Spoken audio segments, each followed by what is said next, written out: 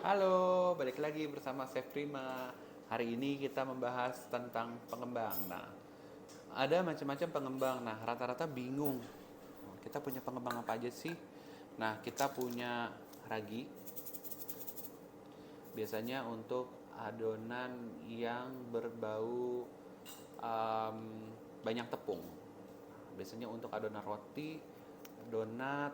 Nah, ragi itu sebenarnya makhluk hidup berupa jamur yang ketika kita masukin air nanti mereka akan hidup. Nah ini saya masukin air. Nah kita masukin air, kelihatan ya? Kita campur sama air. Nah ragi akan memakan gula. Nah ini nanti kita coba beberapa saat dia akan mengembang. Karena yang tadinya raginya dalam keadaan dorman atau tidur, nah raginya ini akan berkembang. Ciri-cirinya ragi yang berkembang, kalau nanti, nah ini boleh dilihat nih kayaknya udah mulai langsung hidup raginya. Nah kalau dia raginya hidup, umumnya dia langsung agak berbusa. Nah seperti ini ya, ini kan agak berbusa nih. Nah dia sudah mulai hidup kembali, tuh ya, dia udah mulai hidup. Nah, nah ini juga penting tipsnya ketika kalian mau buat roti atau kue yang membutuhkan pengembangnya itu ragi, pastikan raginya itu hidup karena ragi itu bisa mati ketika terbuka dari tempatnya, kemudian juga terkena sinar matahari yang terlalu panas. Jadi menyimpan ragi pun harus di tempat yang suhunya tidak panas maupun tidak dingin juga dalam kondisi keadaan kering. Dan tipsnya lagi, kalau kalian membeli ragi instan yang seperti ini dalam paket, dalam saset, ketika kalian sudah pakai sekali, jangan dipakai untuk kedua kali. Ada kemungkinan raginya sudah mati dan akhirnya kalian harus mengulang bikin roti gitu. Bikin adonan lagi gitu. Nah, akhirnya kita buang-buang bahan. Nah, ini baru sebentar aja dilihat raginya. Ya, nih artinya raginya aktif mengembang dengan baik. Seperti ini. So, ya, ini artinya raginya hidup dan ini siap untuk dipakai. Oke, jadi tes dulu ragi kalian karena dia makhluk hidup. Begitu kena moisture atau kena kelembapan, dia akan berkembang. Oke, nah berikutnya ada juga yang bingung tentang apa sih SP, TBM, OVEX, emulsifier, ada yang merek X75, Quick 45, segala macam. Nah itu berbentuknya seperti ini. Nah itu lengket. Nah, dia sifatnya bukan langsung mengembangkan gitu. Dia sifatnya mengemulsi. Nah biasanya apa sih yang pakai emulsifier? Nah yang pakai emulsifier biasanya adonan yang banyak telurnya. Karena telur mengandung putih dan kuning. Dimana kuningnya adalah lemak, putihnya adalah air. Nah, untuk menyatukan mereka agar kue kita tidak bantet, kita masukkanlah SP atau ovalet atau VX atau TBM atau Quick 75. Yang ini kita namakan emulsifier. Dan ini tidak serta-merta kita taruh ke dalam adonan dan mengembang seperti ragi tadi. Pas begitu kita kasih air, tunggu beberapa saat langsung berbuih. Namun kalau ini butuh tenaga fisika, yaitu melalui mixer. Jadi kalian harus memakai mixer untuk memasukkan udara ke dalam adonan sehingga adonan kalian mengembang. Nah, adonan mengembang ini yang sudah terbentuk suspensinya oleh emulsi dari lemak dan cairan. Nah, hal inilah yang membuat kue kalian menjadi mengembang. Nah, itu kuncinya. Nyimpennya di mana? Nyimpennya dalam kulkas. Bertahannya berapa? Pertama cukup lama, sekitar 2 minggu sampai 1 bulan dalam kulkas. Dalam kondisi wadah tertutup karena ini mudah kering. Ya. Pemakaiannya berapa? Pemakaiannya kurang lebih 1 sendok teh untuk 5 sampai 10 telur. Jadi masih banyak. Nah, hati-hati. Tipsnya kalian jangan terlalu banyak pakai TBM atau emulsifier ini ya, karena akan membuat adonan kalian menjadi kering ketika kalian memakai terlalu banyak. Oke. Kita sudah bahas yang namanya tadi pengembang. Pengembang yang pertama adalah pengembang sifatnya biologis, yaitu makhluk hidup bersifat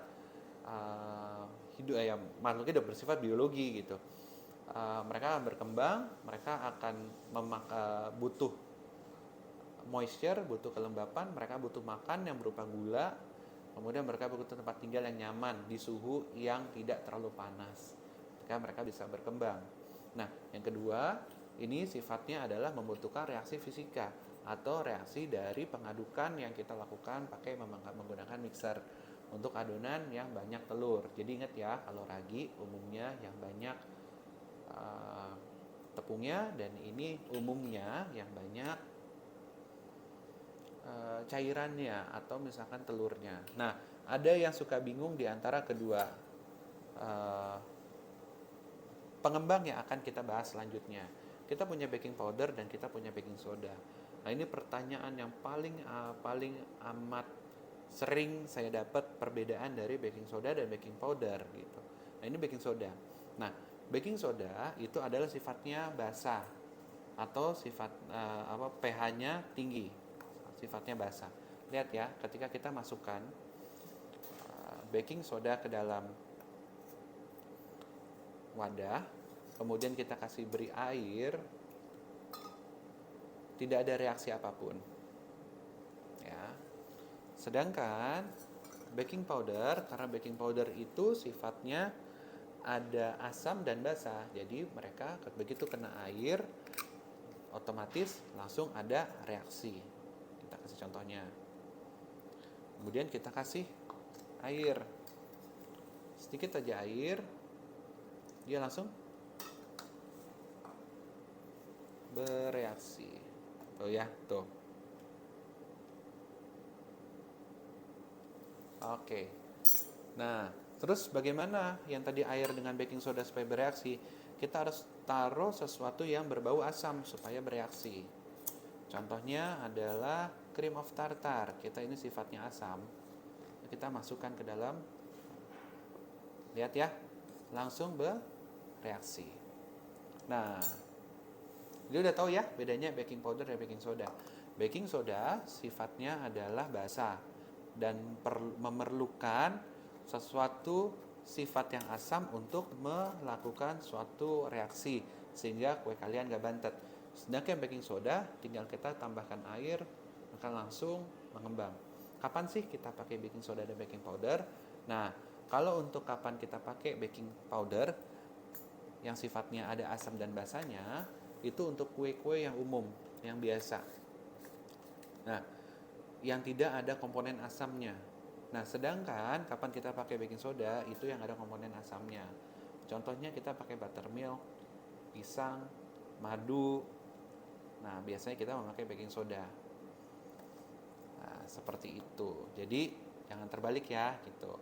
Nah, untuk cookies gimana? Apakah kita pakai kedua-duanya? Karena menjelang lebaran biasanya banyak yang bikin cookies bingung. Banyak pertanyaan sama saya, bagusnya pakai baking soda dan baking powder. Nah, kalau baking powder untuk cookies kalian akan mengembang ke atas. Nah, sedangkan untuk baking soda, cookies kalian akan melebar ke samping. Jadi, untuk keseimbangan biasanya saya tetap pakai keduanya. Kecuali saya pengen bikin suatu cookies tertentu yang agak flat atau agak gendut, saya biasa pakai salah satu. Tapi ketika saya pengennya sedang-sedang aja, saya pakai keduanya. Dan keduanya tidak ada pengaruh masalah garing. Jadi lebih garing pakai yang mana? Enggak, dua-duanya sama. Sifat yang sama, namun hasil kuenya akan berbeda. Nah, kurang lebih hari ini kita sudah membahas tentang 3 macam pengembang, yaitu pengembang secara biologis, yaitu ragi. Kedua, secara fisika memerlukan kekuatan mixer untuk mengembangkan. Yang ketiga, sifatnya kimiawi, yaitu asam dan basah. Kurang lebih seperti itulah penjelasan saya tentang pengembang, dan kalian sudah tahu ya sekarang bedanya memakai pengembang apa. Dan ketika kalian mau belajar lebih dalam lagi tentang kuliner, yuk mari kalian ikutin dulu aja. Oke, see you next time.